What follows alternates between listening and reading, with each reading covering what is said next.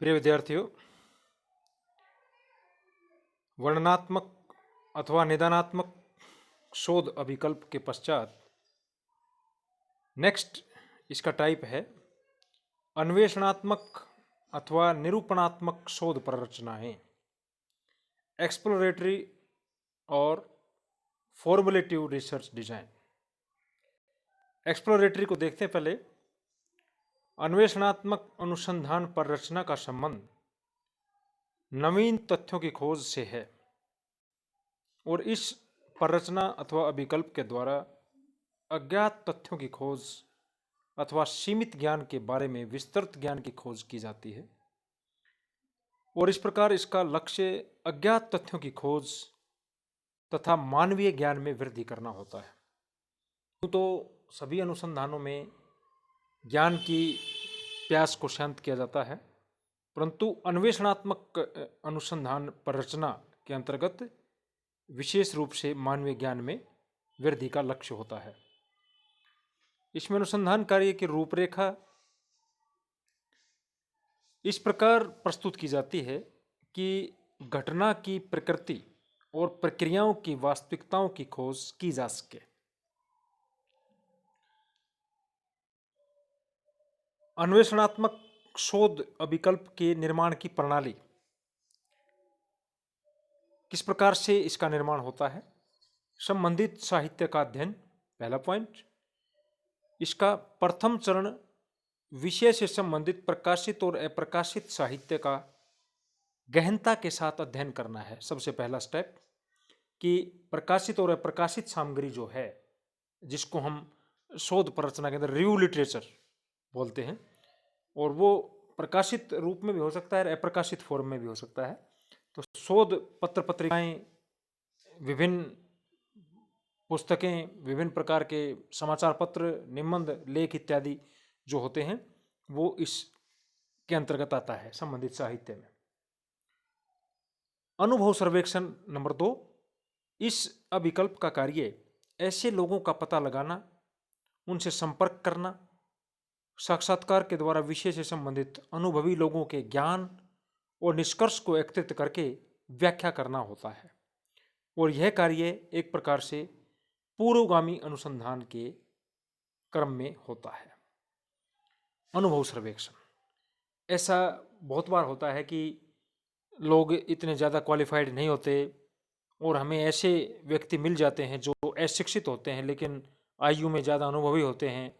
उनको विभिन्न क्षेत्रों का एक कहते हैं कि पूरी पकड़ होती है विषयों के ऊपर और एक ज्ञान होता है उनके पास, जो कि अनुभव होता है और एक्सपीरियंस जो होता है उसका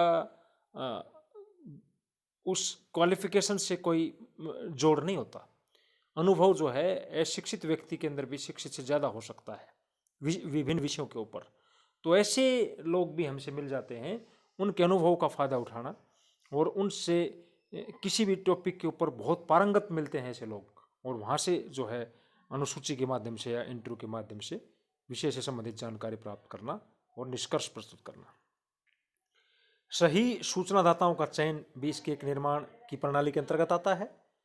अन्वेषणात्मक शोध प्ररचना की सफलता उपयुक्त तथा वास्तविक अंतर्दृष्टि प्रदान करने वाले सूचनादाताओं के चुनाव पर भी डिपेंड करती है, निर्भर करती है। सरपंच, पंच, प्रधान, समाज सुधारक, शिक्षण संस्थाओं के मुखिया, प्रधानाचार्य वगैरह, अध्यापक आदि से संपर्क किया जाना चाहिए, तो शोध कार्य में ज़्यादा निखार आता है। सही सूचनादाताओं का चयन बहुत मायने रखता है शोध प्रक्रिया के अंतर्गत। नेक्स्ट जो पॉइंट है वो है उपयुक्त प्रश्न पूछना। ये बहुत जरूरी पॉइंट है। समस्या से संबंधित प्रश्नों का निर्माण बहुत सोच समझ करके किया जाए और प्रश्न अनर्गल नहीं होने चाहिए। सूचनादाताओं से प्रश्न सावधानीपूर्वक उपयुक्त क्रम में, सीक्वेंस में और समय अनुसार पूछे जाएं। ये बहुत जरूरी होता है इस प्रणाली के अंतर्गत। नेक्स्ट है अंतर्दृष्टि प्रेरक घटनाओं का विश्लेषण। इस प्ररचना में, अभिकल्प में, ऐसी घटनाओं का संकलन एवं विश्लेषण और वर्गीकरण बहुत महत्वपूर्ण पक्ष है। ये घटनाएं शोधकर्ता के सीमित ज्ञान में वृद्धि करती है। तो रिसर्च डिजाइन के अंतर्गत ये भी एक अन्वेषण की प्रक्रिया में बहुत जरूरी है कि ऐसी घटनाओं का संकलन और विश्लेषण जो है और वर्गीकरण बहुत ज़्यादा इम्पोर्टेंट पार्ट है इसका, रिसर्च डिजाइन का। और ये इनसे क्या होता है कि सामाजिक जो शोध करने वाला व्यक्ति है, शोधकर्ता के जो ज्ञान में इजाफा होता है, वृद्धि होती है। अन्वेषणात्मक अनुसंधान पररचना के प्रमुख कार्य कौन कौन से हैं? समस्याओं की ओर शोधकर्ताओं का ध्यान दिलाना, समस्याओं से संबंधित व्यवहारिक और उपयोगी परिकल्पनाओं का निर्माण करना, नए नए अध्ययन क्षेत्रों का विकास करना, क्योंकि अन्वेषण बहुत लंबी चौड़ी प्रक्रिया है, तो उसके अंदर अध्ययन क्षेत्रों का विकास, समस्याओं की तरफ ध्यान दिलाना, उपकल्पनाओं का निर्माण करना, ये सब इसके अंतर्गत कार्य के रूप में आते हैं। और उपकल्पनाओं की जांच करवाने में सहायता प्रदान करना, क्योंकि उपकल्पना की सत्यता की परीक्षा की जाती है अंत में। शोध पररचना की योजना और प्रारूप तैयार करने के लिए प्राथमिक सामग्री प्रदान करना, यह भी इसका कार्य है। विभिन्न प्रणालियों की व्यवहारिकता और उपयोगिता को मालूम करना।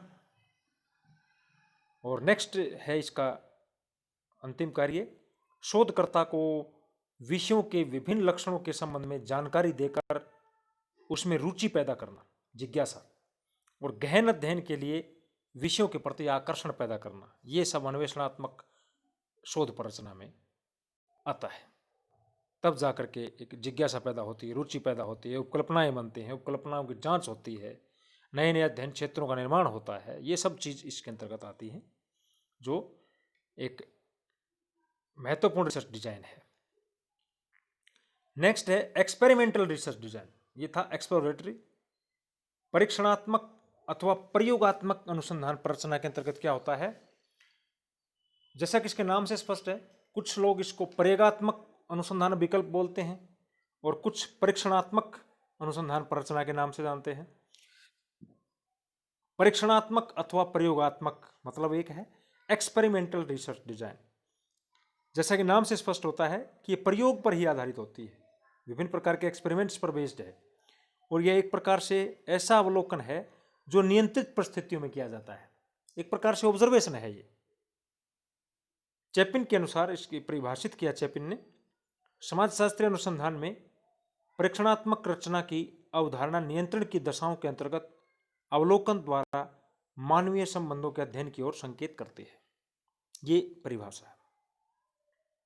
अर्थात परीक्षणात्मक शोध जो है या प्रयोगात्मक शोध है, सामाजिक घटनाओं का अध्ययन नियंत्रित परिस्थितियों में परीक्षण करके, प्रयोग करके कारकों का कारण प्रभाव के क्रम में अवलोकन करता है, ऑब्जर्वेशन करता है। और हम as we all know, observation जो होता है, अवलोकन जो होता है, वो माइन्यूट निरीक्षण यानी कि सूक्ष्म निरीक्षण होता है, जिसमें ज्ञानेंद्रियों का प्रयोग होता है, सूक्ष्मता से सामाजिक घटनाओं का निरीक्षण करना। प्रयोगात्मक शोध पररचना भी 2-3 प्रकार की कैटेगरीज में बढ़ती है। फिर आखिर के अंदर जो समाज वैज्ञानिकों के द्वारा कैटेगरीज की गई है इसकी, पश्चात परीक्षण, आफ्टर ओनली एक्सपेरिमेंट। ये एक्सपेरिमेंट कौन सा? पश्चात परीक्षण। इस परीक्षण के अंतर्गत समान गुणों वाले 2 समूह लेते हैं, 2 चर होते हैं। एक समूह को यथास्थिति में रहने देते हैं, जिसको हम बोलते हैं ज्यों का त्यों। 2 समूह का चुनाव कर लिया हमने, एक समूह को ज्यों का त्यों रहने दिया जाता है, उसमें कोई परिवर्तन लाने का प्रयत्न नहीं किया जाता शोधकर्ता के द्वारा। इसको क्या कहेंगे? कंट्रोल्ड ग्रुप, नियंत्रित समूह। और दूसरा जो समूह है वो एक्सपेरिमेंटल समूह होता है, जिसका कि परीक्षण किया जाना है। उसमें किसी कारक या चर के प्रभाव में परिवर्तन करने की कोशिश की जाती है। दोनों का अध्ययन करने के बाद अगर परीक्षणात्मक समूह में नियंत्रित समूह की तुलना में अधिक परिवर्तन आता है, तो इसका कारण क्या हुआ? वह कारक अथवा चर जो है जिसके द्वारा परिवर्तन लाने का प्रयास किया गया या कोशिश की गई है शोधकर्ता के द्वारा, उससे ये निष्कर्ष निकल जाएगा कि इस कारक में ये कोशिश की गई है जिससे ये चेंज हुआ है या चेंज नहीं हुआ है, ये निष्कर्ष निकलता है। जैसे उदाहरण लीजिए, मान लेते हैं कि समान लक्षणों वाले दो गांव, दोनों गांव समान है, समान लक्षण है दोनों गांव, एक तो है नियंत्रित और एक परीक्षणात्मक, दो गांव चुन लिए, है ना, एक गांव को नियंत्रित समूह मान लिया और एक को परीक्षणात्मक मान लिया। हम दोनों में से एक में अर्थात परीक्षणात्मक में जिसका एक्सपेरिमेंट करना है, अस्पृश्यता को दूर करने के लिए व्यापक प्रचार प्रसार किया जाता है। कौन से गांव में? जो परीक्षणात्मक समूह है, एक्सपेरिमेंट जिसका किया जाना है, जिससे निष्कर्ष निकाले जाने हैं। और कुछ महीनों बाद अस्पृश्यता अर्थात छुआछूत संबंधी व्यवहार और दृष्टिकोण का अध्ययन करने पर निष्कर्ष निकलेगा कि इस गांव में, कौन से गांव में? एक्सपेरिमेंटल विलेज में अस्पृश्यता के संबंध में कमी आई है। वो कमी कहाँ से आई? क्योंकि उस गांव में व्यापक रूप से प्रचार प्रसार हुआ। और ज्यों का तो जो गांव था, कौन सा गांव? नियंत्रित गांव। ज्यों का तो जो गांव है उसमें इतने जो है कमी नहीं आई, उसमें अस्पृश्यता एज इट इज है। इससे क्या निष्कर्ष निकला कि एक प्रकार से जो प्रयोग किया जाता है वहां चीजें बदलती हैं, वहां निष्कर्ष बदलते हैं, वहां परिणाम आते हैं और बदलते हैं। और जिसको ज्यों का त्यों रहने दिया जाता है वहां परिणाम नहीं बदलते। दूसरा आता है इसमें बिफोर आफ्टर एक्सपेरिमेंट, पूर्व पश्चात परीक्षण। परीक्षणात्मक अनुसंधान अभिकल्प के ये प्रकार मुख्यतः कई तरह से निश्चित होते हैं। एक परीक्षणात्मक समूह का पूर्व पश्चात अध्ययन, नियंत्रित और परीक्षणात्मक समूह का पूर्व पश्चात अध्ययन, ये कई तरीके से बांट सकते हैं आप इसको, 4-5 तरीके से बांट सकते हैं। पहले वाले में तो 2 ही थे और इसके अंदर 5 तरीके हो सकते हैं। और 2 या 3 नियंत्रित समूह का अध्ययन करना, क्योंकि पहले वाले में 2 गांव थे, एक को नियंत्रित समूह बना लिया हमने और एक का प्रयोगात्मक समूह बना लिया, उससे निष्कर्ष निकाले। ये जो बिफोर आफ्टर एक्सपेरिमेंट है इसके अंतर्गत 2 से ज़्यादा भी हो सकते हैं, 2 या 3 नियंत्रित समूह का भी पूर्व पश्चात अध्ययन हो सकता है। और विज्ञान के विकास और वैज्ञानिक सिद्धांतों के निर्माण में प्रयोगात्मक अभिकल्प के अनेक महत्व हैं। सत्य, प्रमाणित और विश्वसनीय सिद्धांतों का निर्माण किया जाता है इसके अंतर्गत, और प्रकल्पनाओं की परीक्षण के द्वारा जांच की जाती है। बाकायदा हाइपोथेसिस का इसमें परीक्षण होता है, जांच की होती है। तीसरा इसके अंदर एक प्रकार और आता है परीक्षणात्मक शोध प्ररचना में, एक्स पोस्ट एक्सपेरिमेंट, कार्यांतर परीक्षण, एक्स पोस्ट एक्सपेरिमेंट। इस परीक्षण के अंतर्गत भूतकाल से संबंधित अथवा किसी ऐतिहासिक घटना का अध्ययन होता है। भूतकाल की घटना को दोबारा समाज में दोहराना संभव नहीं होता है। जब किसी समाज में घटना पहले घट चुकी है, उसके कारणों और प्रभावों का पता लगाने के लिए कार्यांतर परीक्षण विधि का प्रयोग हो रहा है। जब किसी समाज में भूतकाल में घटना घट चुकी है और भूतकाल में जो घटना घट चुकी है समाज में, उसके कारण और प्रभाव का पता लगाने के लिए इस प्रकार के एक्स पोस्ट एक्सपेरिमेंट का प्रयोग होता है।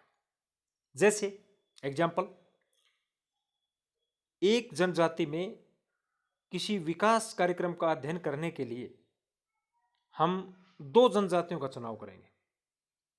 एक वह जनजाति जिसमें किसी विशेष कल्याण कार्यक्रम को चलाया जाता है, और दूसरी वह जनजाति जिसके अंतर्गत कल्याण कार्यक्रम नहीं चलाया जाता।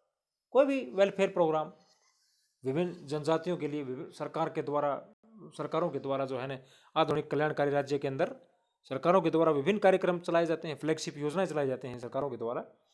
तो ऐसे कोई कार्यक्रम पहले गांव में पहली जनजाति में चलाया गया है, दूसरी जनजाति में नहीं चलाया गया, और दोनों का अध्ययन करने पर पता चल जाएगा कि उनमें कितना अंतर है।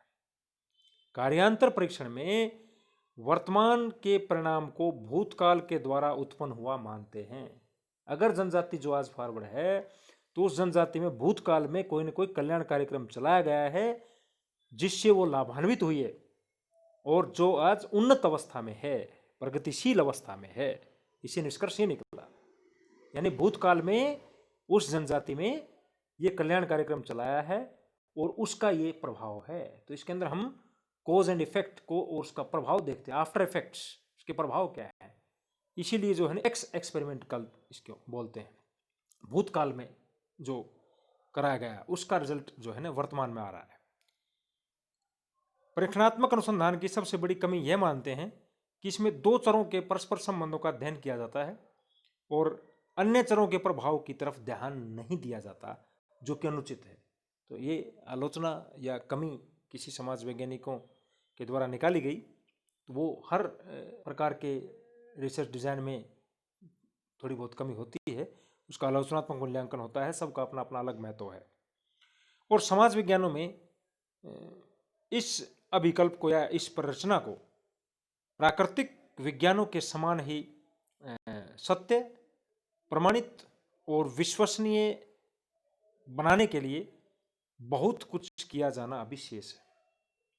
तो परीक्षणात्मक अथवा प्रयोगात्मक जो रिसर्च डिजाइन है, एक्सपेरिमेंटल रिसर्च डिजाइन जिसको बोलते हैं, वो जो है प्राकृतिक विज्ञानों के स्तर जैसा नहीं है।